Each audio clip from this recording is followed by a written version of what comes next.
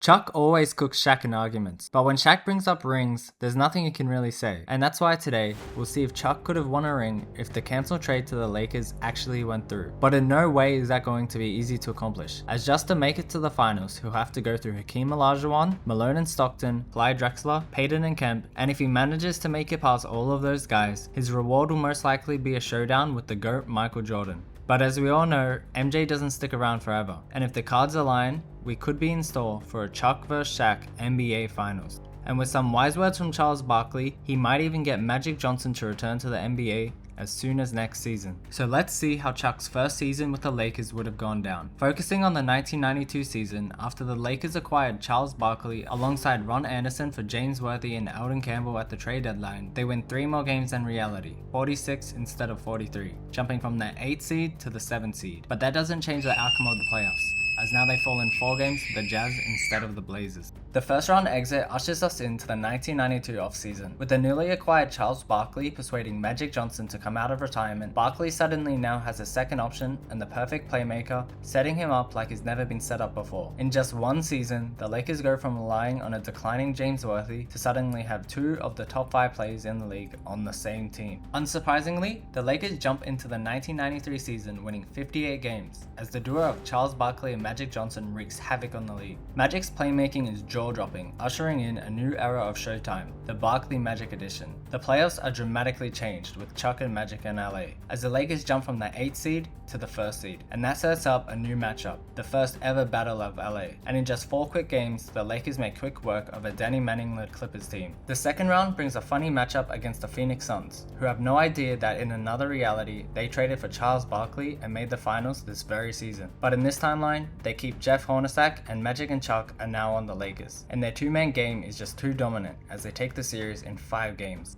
In their first season together, they make the Western Conference Finals and face off against the Seattle Supersonics. Payton and Kemp are still quite young, and Ricky Pierce leads the way. But what in the blue hell are they supposed to do against Magic Johnson and Charles Barkley? The answer is nothing, and they fall in 6 games. And just 1 year removed from announcing his retirement and missing an entire season, Magic now has a chance to get revenge on Michael Jordan, this time alongside Charles Barkley. But that's easier said than done. With Chuck starving for his first ring, he comes into the series on fire, taking game 1 by 14 points behind his 29, giving MJ and the Bulls their biggest finals loss to date. MJ responds the only way he knows how, stealing a tie game 2 and home court advantage with 41 points, despite Chuck dropping 40 of his own. MJ then ones up himself in game 3, with 53 huge points to go up 2-1. MJ goes off again in game 4, but this time, Magic shows up, refusing to let the Lakers go down 3-1. His 29-point, 14-rebound, 10-assist triple-double ties the series at 2-2. With only 5 teams ever coming back from down 3-2 in the finals, Game 5 might as well decide the series. And unfortunately for the Lakers, once again, MJ is just too much, and the Bulls take a 3-2 lead. With their backs against the wall, Magic Johnson turns Charles Barkley into an even bigger monster than he already is. Chuck drops 35 points and 18 rebounds to push MJ to his first ever Game 7 in the NBA Finals. And in Game 7, with everything on the line, the Bulls come out hot in the first half, going up by 10. But bit by bit, the Lakers close the gap. And in the final seconds, Byron Scott takes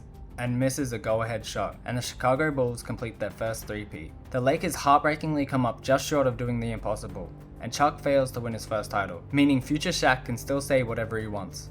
But luckily for Chuck, Magic, and the Lakers, Michael Jordan retires, giving them the perfect chance to finally go and win a title. But heading into the 1994 regular season, things aren't going to be that easy. Even with Magic averaging 20 points and 12 assists per game, and Chuck putting up 25 a night, they only earn the 2 seed despite winning 60 games, as the Sonics win a league best 63, fueled by their Western Conference Finals loss the year prior. Magic and Chuck have gelled even more, and their improved chemistry is on full display in the first round, as they sweep the Blazers in 4 quick games. In the second round, they face Hakeem the Dream Olajuwon, and from the start, with the Rockets stealing game 1, it's clear that they're in for a tough series. Over the next few games, the Lakers and Rockets battle back and forth, and the Lakers manage to take game 6 on the road to tie the series. But with the back-to-back MVP Hakeem dominating on both ends, the Lakers fall in 7 games, missing their opportunity to reach the finals while MJ is on the sidelines. But as we know, MJ is coming back late next year, so Barkley and Magic better win quick, unless they want to climb an even bigger mountain to win their first title.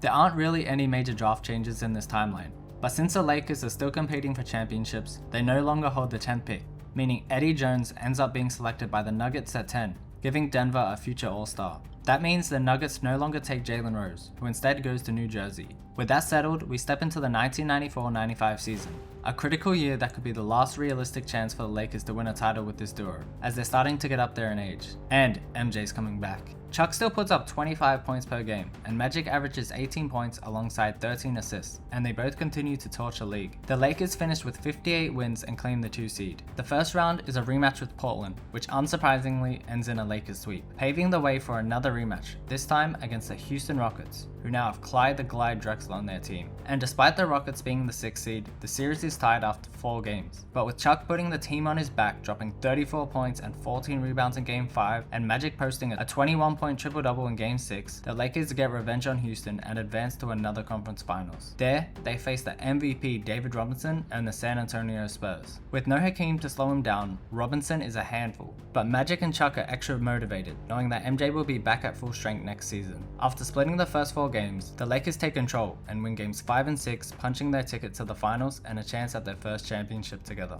And now it's time for the matchup everyone's been waiting for, the Chuckster versus the Diesel. The matchup that will be talked about on TNT for decades to come. Will Chuck win his first title, or will Shaq? With the Magic up 3 in Game 1 and just 10.5 seconds on the clock, it's looking good for Orlando. But with Nick Anderson missing 4 consecutive free throws and Byron Scott drilling a 3 to force overtime, Orlando collapses in OT. And the Lakers come from nowhere to steal back Game 1 and keep home court advantage. Game 2 is a blowout as Orlando comes out flat and Chuck dominates. On the verge of going down 0-3, Shaq bullies Vlade in the paint in Game 3, dropping 35 and 15 to keep the Magic's hopes alive. Game 4 shows the Lakers they have a real problem on their hands, as Shaq explodes for 40 and 20, putting Orlando on his back and tying the series. In Game 5, with the chance to take a 3-2 lead, Penny Hardaway pops off, 25 points and 14 assists. But unfortunately for Orlando, Irving Johnson takes the Magic out of them, putting up an insane 10 points, 12 rebounds and 20 assists to steal Game 5 on the road and give the Lakers a 3-2 lead. And with the momentum now on their side, there's nothing Shaq can do to slow down Charles Barkley.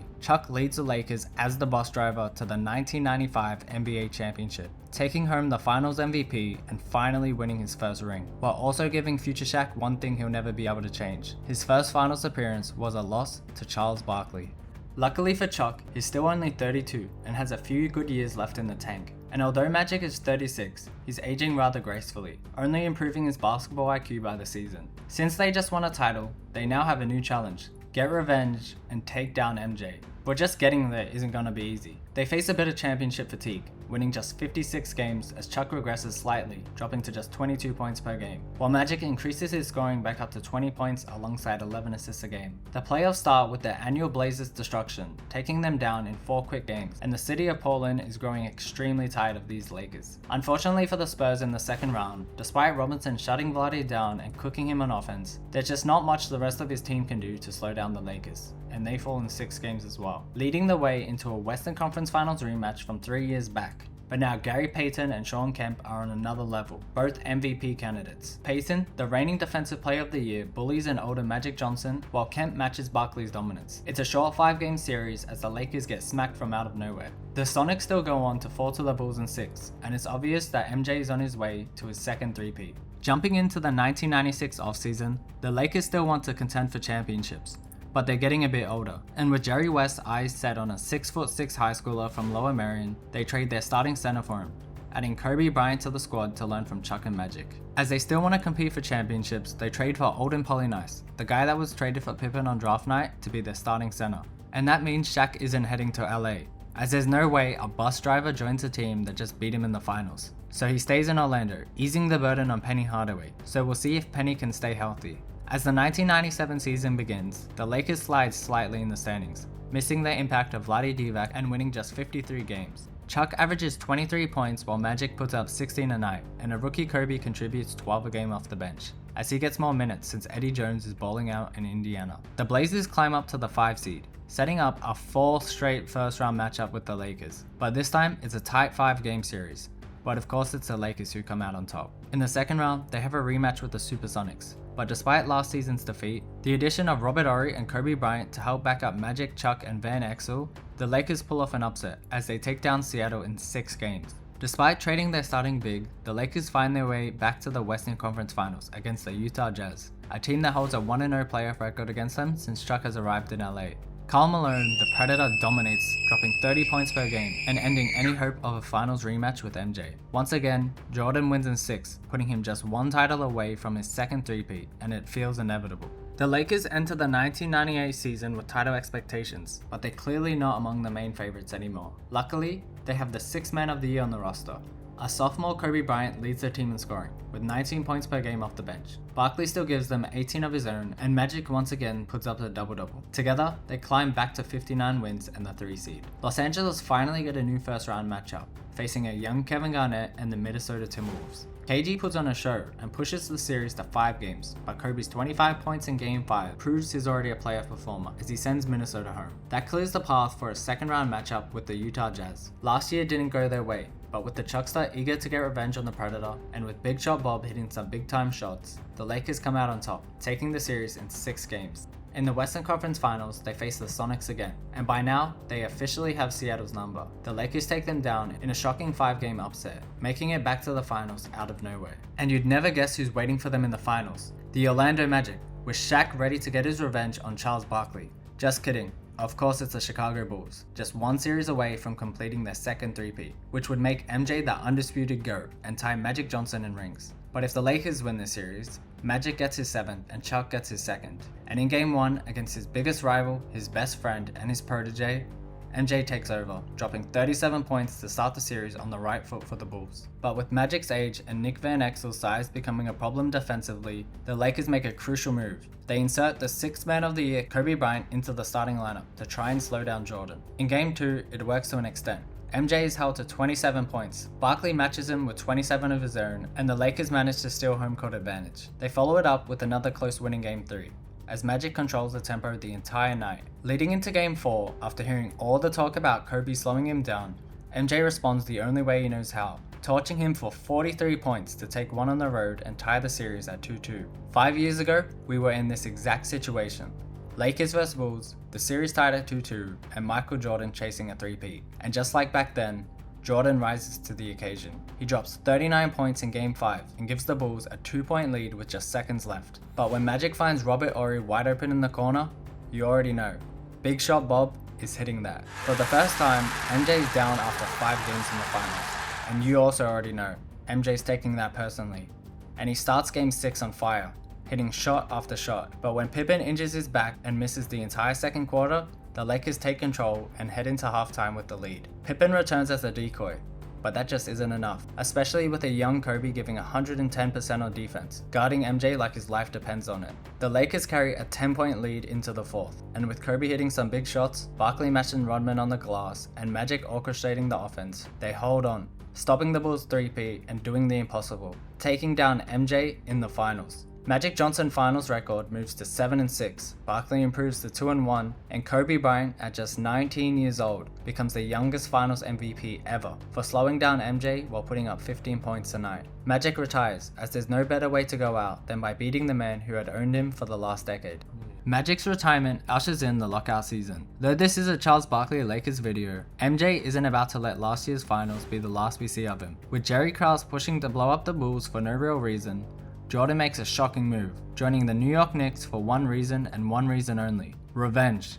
And, of course, a title. And that means Latrell Sprewell stays put in Golden State. With Magic Johnson gone, Kobe officially enters the starting lineup, while Van Exel takes over at point guard. The Lakers' chances for a repeat look grim, as without Magic running the offense, Kobe and Van Exel clearly don't work together, and Chuck drops to just 15 points per game. They finish the season with only 25 wins, going 500, and once again face the Jazz in the playoffs. Without Magic, and with Charles declining, the Lakers fall in 4 quick games, not even standing a chance. The East, on the other hand, is exciting, as we get another Shaq vs MJ matchup. Despite Orlando keeping Shaq and Penny, MJ, still fueled by last season's finals loss, pushes past them in 7 grueling games, officially owning the Magic and reaching his 7th NBA Finals. There, the Knicks face the Spurs, with Ewing staying healthy thanks to MJ carrying most of the load. A young Tim Duncan and an aging David Robinson are no match for them, as New York captures its first championship in decades, giving Jordan his 6th ring and allowing him to retire on a high note. with only a slight smudge on an otherwise untouchable legacy. MJ's retirement ushers in the 1999 offseason.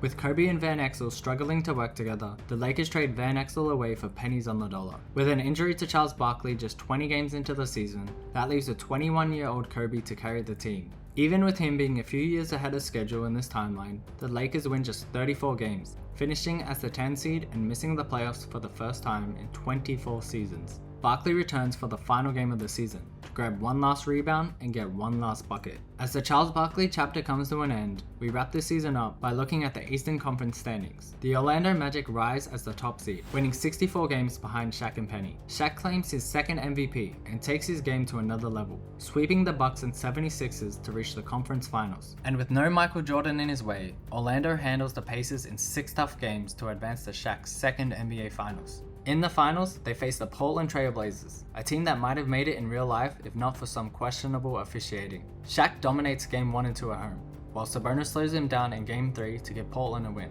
Rasheed Wallace explodes for 34 points in Game 4 to tie the series at 2-2. And despite a strong Game 5 from Pippen, Shaq's 30 and 20 steal Game 5 on the road. And in Game 6, Penny drops 25 points and 10 assists to help Shaq and the Magic secure their first championship in franchise history.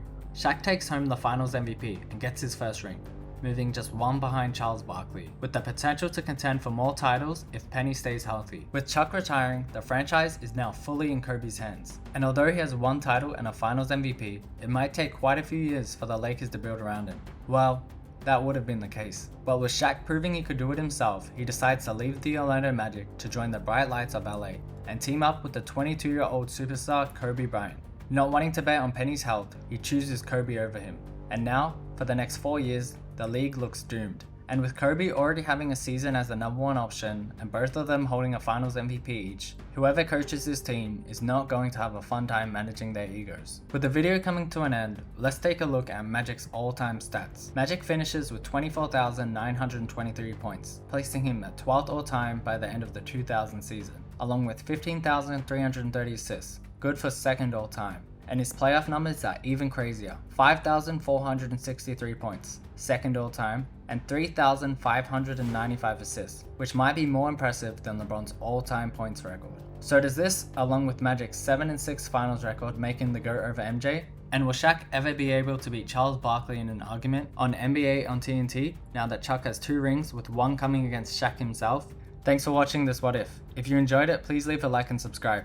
These videos take forever to make, so it's much appreciated. Make sure to comment if you things would have played out differently, and let me know any other what ifs you want to see. The next video will be, what if LeBron was drafted by the Memphis Grizzlies?